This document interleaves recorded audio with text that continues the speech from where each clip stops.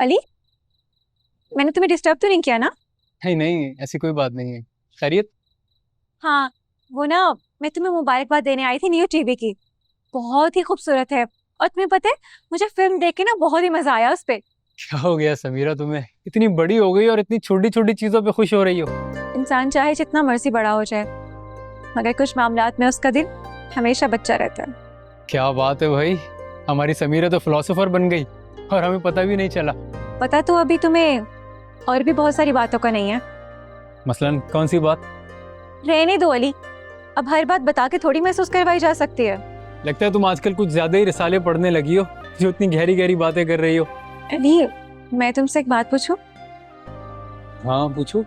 वो, मैं तुमसे समीरा, तुम अभी तक यहीं हो? मुझे तो लगा था तुम अपने घर चली गई होगी।